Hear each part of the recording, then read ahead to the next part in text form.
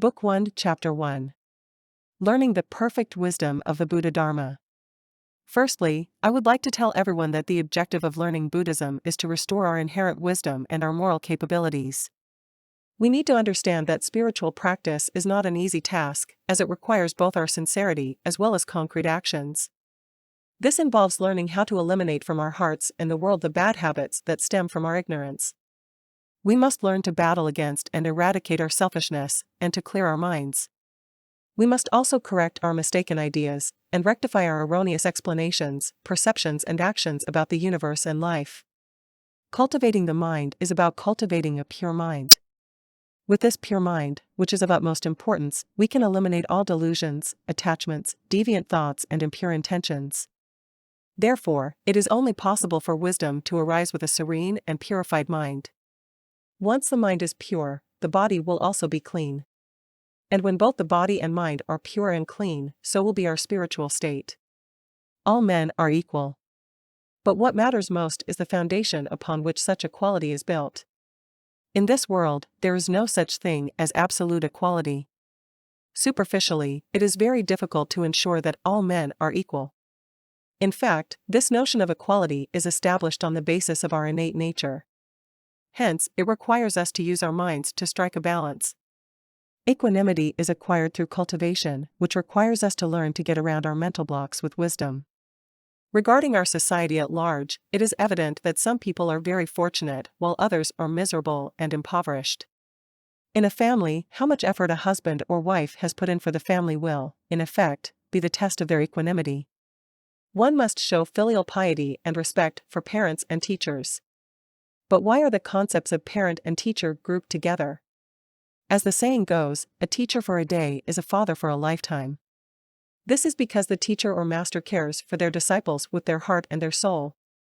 They help and protect their disciples with their energy field, which is by no means an easy task. There are things that even your own parents may not be able to accomplish, but they can be done by the master. Although our parents have nurtured us over the years, it is the master who saves our souls and our lives by leading us on the path towards Buddhahood. Many people suffer from illness due to karmic obstacles, with their parents often unable to save them. However, a master is able to do so, just as Guanyin Bodhisattva is able to help a sentient being become spiritually awakened. It is important to clarify that the word master here does not necessarily refer to myself, Master Jun Han Lu, alone. Rather, it refers to all Buddhas and Bodhisattvas who guide us along the right path. Having filial piety and respect are our innate virtues through which our self-nature can be revealed. Moreover, respecting teachers accords with the teachings of the Buddha. It is also built upon the foundation of filial piety. Therefore, it is no use talking about respect for one's teachers if they do not even respect their own parents and elders. As such, it is essential for everyone to respect one's teachers and honor their teachings in order to accomplish the Buddhist practice. Achieve harmony in your views through sharing common understandings. In other words, one must strive for consensus. When interacting with others, we need to be sincere and never rely on our deluded minds, as the deluded mind is constantly in flux. Only when we present our true hearts can we forge mutual understanding. After all, there is no deluded intention in our true hearts. Therefore, we need to learn how to let go of our discriminating minds and our attachments to people and things. For example, when two disciples have different opinions in conversation, how should they go about reaching consensus? Reconciling these differences requires the Bodhisattva's wisdom. Only with a good grasp of this concept is it possible to resolve the disagreements and conflicts whenever they arise. This approach, although sophisticated and profound, is essentially about finding common ground so that both parties are able to share the same fundamental view. Otherwise, there is no hope for satisfactory resolution. It is worth pointing out that resolving differences does not require the suppression of yourself. Do not even try to suppress your anger. Rather, you should learn to diffuse such instances of tension. The highest state of cultivation is to resolve an issue amicably without restraining or suppressing oneself. The Chinese people often suggest that we bear and forbear in the face of every situation. As a matter of fact, forbearance is only temporary, and not the highest state of cultivation. You all have seen the movie, Teenage Mutant Ninja Turtles. Note, a ninja, etymologically, is someone who endures. The Chinese character for forbearance, Ren, depicts the sharp edge of a knife hanging on top of the heart. When forbearance is pushed to its limit, the heart can be broken as the knife falls. Hence, when first encountering differences of opinion, you should have learned how to resolve the matter. Initially, you can present all your points of view for discussion, and then try to use wisdom to resolve any disagreement. Harmony is invaluable. Now, let us delve into the idea of harmony in this saying. Harmony means amicability, and it should be given top priority in whatever we do. Many regard harmony as simply living in peace with others, not realizing that it actually means more than peaceful coexistence. If a very kind original intent is used when solving problems, then every problem can indeed be readily solved. Hence, this original intent is notably valuable. Only harmony can work to bring our views, opinions, and lifestyles closer together. It is hard to get to hear the Buddha Dharma. This can also be interpreted as, it is hard to meet a good teacher and get to hear the right Dharma. In this age of Dharma decline, many people go around visiting temples to worship whilst offering incense or looking for spiritual masters. But do you know how many people in the world believe in Buddhism? Do you know how many of them really understand the importance of reciting Buddhist scriptures? You may have heard many people claim to worship and believe in the Bodhisattva. But as I told you before, and to put it in harsher terms, if someone simply prays to the Buddha but does not recite Buddhist scriptures, they are no different from those who do not pray at all. If they understand nothing about Buddhism, knowing not even the names of Buddhas and Bodhisattvas, how can they expect to receive help from Bodhisattvas? To use an analogy, let's say I like a university very much. But how can I expect to be admitted to this university if I do not want to make an effort or to study hard? This is a crucial point to understand. It is hard to get to hear the Buddha Dharma. In this age of Dharma decline, you ought to seek the true Buddha Dharma if you wish to understand the essence of the Bodhisattva's teachings and receive blessings from Guanyin Bodhisattva. Nowadays, it is hard to emulate the Bodhisattva, and even more so the Buddha. A Bodhisattva is a being who has attained a kind of understanding and wisdom, whereas a Buddha is a being who has become fully awakened and completely enlightened. In other words, once you become awakened and have attained complete and perfect enlightenment, you are a Bodhisattva. To become a Buddha, you must attain unsurpassed, complete, and perfect enlightenment. Many people have the misconception that they have heard the Buddha Dharma after having made prostrations or having read books on Buddhism. However, the question is, what kind of books have they read, and what kind of Buddhist teachings have they listened to? You must understand this logic. As I have often said, when Shakyamuni Buddha was preaching his doctrines in India, he would let his disciples knock on every door whilst carrying their alms bowls to beg for alms, thus nurturing their Buddha nature. There are two rationales behind this. Firstly, it is to allow laypeople to cultivate their compassion by practicing the act of giving. When they heard a knock on the door, they would say, "Oh, the monks are here. Amit Ba." By offering alms to the monks, they cultivate generosity. Secondly, during the Buddha's time, many of the monks were wealthy merchants or members of royal families. Having been awakened to the truth spoken by the Buddha, they decided to shave their heads, wear the saffron robes, and be ordained as monks. Begging for alms helps them to nurture compassion and let go of their ego and their arrogance. The Buddha wanted them to feel like ordinary men equal to all sentient beings. But, nowadays, have you ever seen a monk from any monastery begging for alms in the street? We do not necessarily have to follow whatever is said by a senior monk or emulate whatever is practiced by an experienced practitioner. In fact, cultivation is all about finding one's true self and Buddha nature. Spiritual practice in the present day requires certain adaptations. We must understand that what needs to be changed is the approach to learning and the spreading of the Dharma. However, the Buddha Dharma itself does not change with the passage of time, rather, cultivation should be done sincerely and conscientiously. In this age of Dharma decline, we need to study the Mahayana tradition of Buddhism, whose aim is to save people. Only by saving people can we gain true wisdom and strength. In this world of turmoil, Guanyin Bodhisattva will manifest herself in various forms in her mission to save sentient beings. This is what I have been doing right here. It is my goal to get everyone to recite Buddhist scriptures and help every family to live a better life. It is my task to propagate the Dharma and benefit sentient beings of all kinds. Buddhas and Bodhisattvas are those who have attained unsurpassed, complete and perfect enlightenment.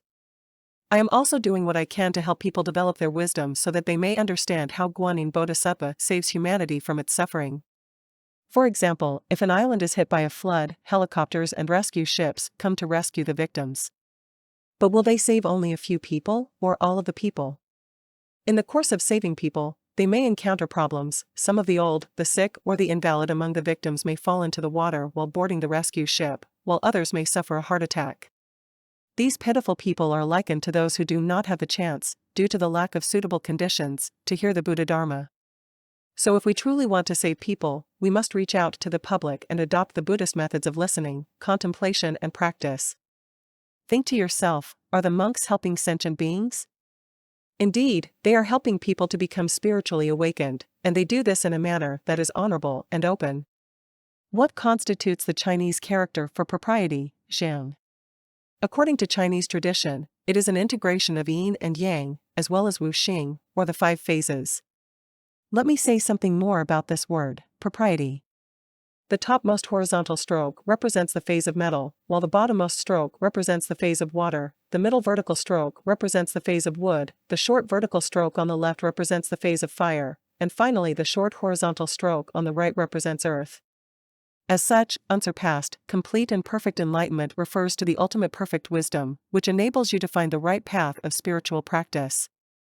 Don't forget that in this age of Dharma decline, anything deemed to be upright and proper will be able to stand the test and brave the storm.